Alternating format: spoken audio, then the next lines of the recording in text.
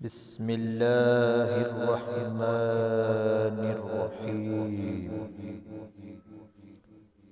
شروع اللہ کے نام سے جو بہت بڑا مہربان اور نہایت رحم والا ہے۔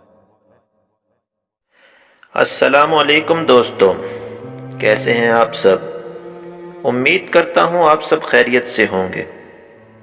دوستو، آج میں ایک ایمان افروز واقعہ بیان کرنے جا رہا ہوں۔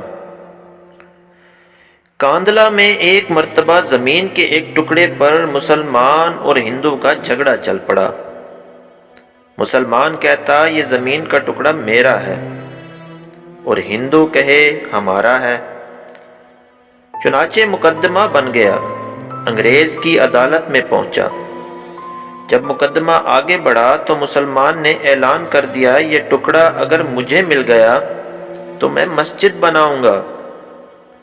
اور جب یہ بات ہندو کو پتہ چلی تو اس نے بھی ضد لگا دی اور کہا اچھا اگر مجھے مل گیا تو میں اس پر مندر بناؤں گا۔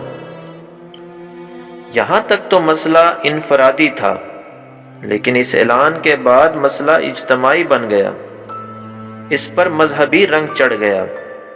ایک طرف مسلمان اکٹھے ہو گئے، دوسری طرف ہندو۔ اس معاملے کی وجہ سے قتل و غارت اور دنگے فساد کا خطرہ تھا۔ لوگ بڑے حیران کہ اب دیکھیں کیا ہوتا ہے۔ جج ایک انگریز تھا، وہ بھی پریشان تھا اور اس نے سوچ میں گم تھا کہ کاش کوئی صلح کا پہلو نکل آئے۔ اگر آگ جل گئی تو بجھانا مشکل ہو جائے گا۔ جج نے دونوں فریقوں کو بلا کر تجویز دی کہ کوئی ایسی صورت ہے کہ آپ بات چیت سے مسئلہ حل کر لیں۔ تو آخر ہندوؤں نے کہا ہم آپ کو اکیلے میں ایک نام بتاتے ہیں، آپ ان کو بلا کر گواہی لے لیں۔ اگر تو وہ کہیں کہ یہ ٹکڑا مسلمانوں کا ہے تو آپ ان کو دے دیں، اگر وہ کہیں ہمارا ہے تو ہمیں دے دیں۔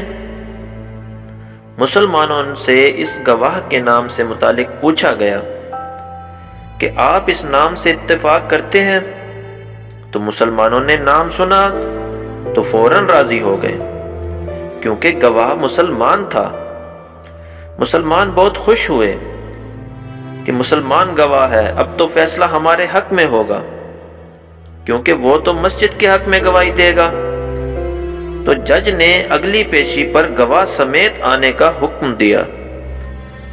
اب مسلمان عدالت سے باہر نکلے تو خوشیاں منانے لگے۔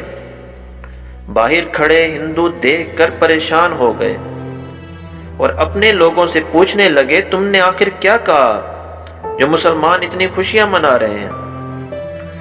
انہوں نے کہا ہم نے ایک مسلمان عالم کو اپنا گواہ بنایا ہے، وہ اگلی پیشی پر جو کہے گا اس پر فیصلہ ہوگا۔ یہ سن کر ہندوؤں کے دل مرجھا گئے اور مسلمان خوشیاں مناتے پھولے نہ سماتے تھے۔ ہندوؤں نے جس مسلمان عالم کا نام گواہ کے طور پر دیا تھا وہ الہی بخش کاندھلوی رحمت اللہ علیہ تھے، جو شاہ عبدالعزیز محدث دہلوی کے شاگردوں میں سے تھے۔ اللہ نے ان کو ہمیشہ سچ بولنے کی توفیق عطا فرمائی تھی۔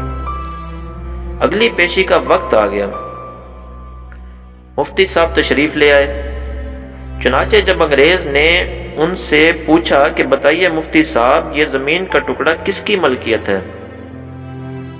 مفتی صاحب کو ساری حقیقت کا چونکہ پہلے سے علم ہو چکا تھا، انہوں نے فرمایا کہ زمین کا ٹکڑا تو ہندو کا ہے۔ اب انگریز جج نے پوچھا اچھا یہ فیصلہ تو ہو گیا کہ یہ ٹکڑا زمین کا ہندو کا ہے، دوسرا سوال یہ ہے کہ اس پر ہندو مندر بنا سکتے ہیں؟ مفتی صاحب نے فرمایا جب ملکیت ان کی ہے وہ جو مرضی بنائیں، بنا سکتے ہیں، گھر بنائیں، مندر بنائیں، یہ ان کی مرضی ہے۔ چنانچہ فیصلہ ہو گیا کہ زمین ہندو کی ہے۔ اور لیکن انگریز جج نے ایک عجیب بات فیصلے میں لکھی۔ وہ بات یہ تھی کہ آج اس مقدمے میں مسلمان ہار گئے مگر اسلام جیت گیا۔ جب انگریز جج نے یہ بات کہی تو اس وقت ہندوؤں نے کہا آپ نے اپنا فیصلہ تو دے دیا ہے، اب ہماری بات بھی سن لیں۔ ہم اسی وقت مفتی صاحب کے ہاتھ پر کلمہ پڑھ کر مسلمان ہوتے ہیں۔ اب ہم اپنے ہاتھ سے یہاں مسجد بنائیں گے۔ دیکھیں مفتی صاحب نے سچ بولا اور سچ کا بول بالا ہوا۔ سچے پروردگار نے مسجد بنوا دی۔ دوستو، ہمیں بھی کئی مرتبہ نظر آتا ہے کہ جھوٹ بولنے والا راستہ آسان ہے اور سچ بولنے والا راستہ مشکل اور کانٹوں بھرا۔ جھوٹ سے رب تعالیٰ نفرت کرتا ہے اور باقی انسان بھی نفرت کرتے ہیں۔ ایک جھوٹ نبھانے کے لیے ہمیں کئی جھوٹ بولنے پڑتے ہیں، لہذا سچ کا راستہ اختیار کریں اور اپنے پروردگار سے مدد طلب کریں۔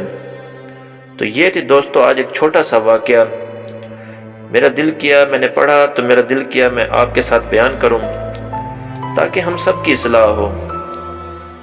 خوش رہیں، خوش رکھیں، اپنا اور اپنوں کا خیال رکھیں۔ بہت بہت شکریہ، اللہ حافظ۔